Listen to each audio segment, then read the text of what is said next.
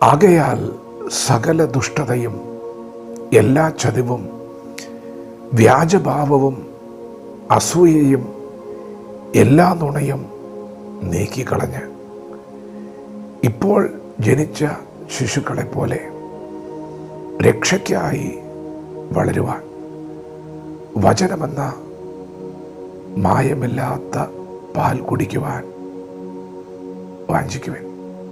യേശുവിനെ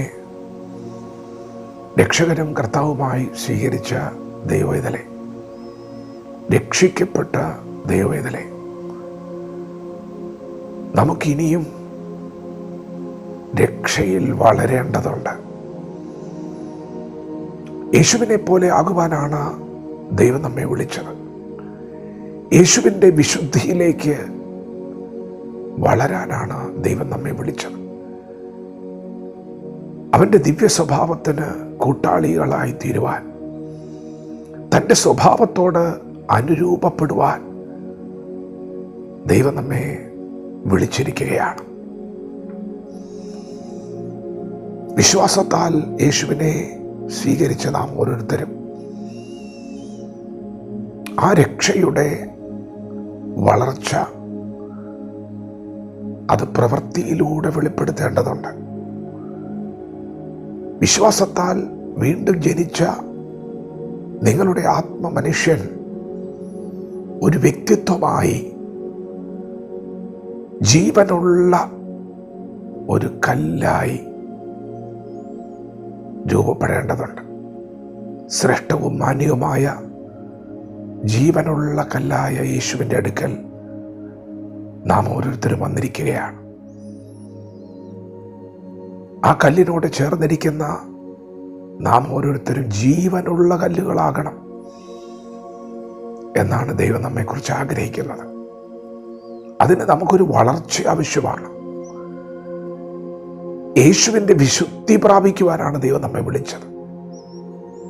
അങ്ങനെ വളരണമെങ്കിൽ നാം ചിലത് നീക്കിക്കളയേണ്ടതുണ്ട്.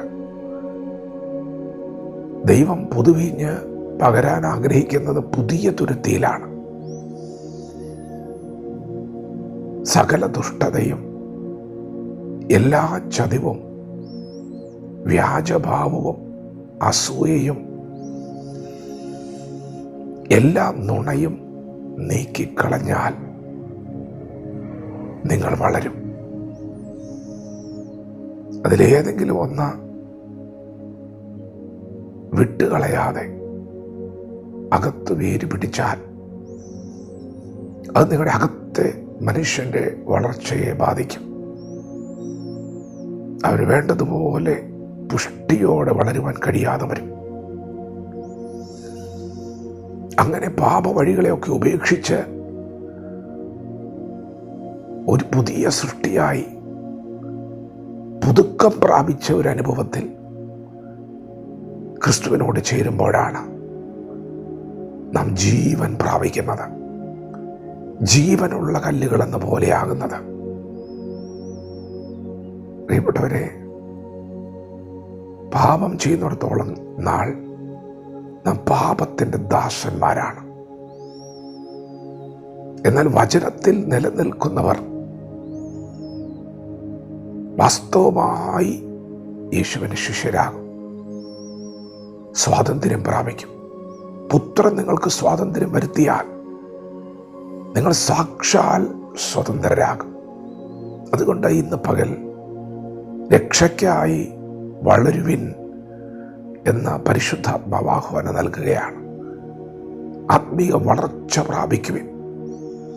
ശിശുവായിരുന്നാൽ നാം ദാസരേക്കാൾ വിശേഷതയുള്ളവരല്ല.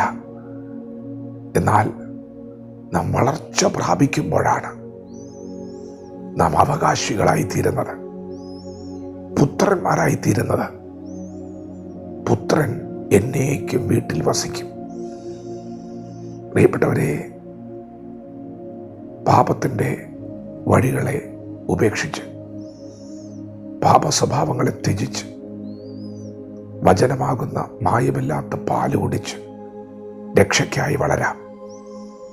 ദൈവം നമ്മെ ഓരോരുത്തരും ഈ പകൽ അനുഗ്രഹിക്കുമാറാകട്ടെ. ആമേൻ.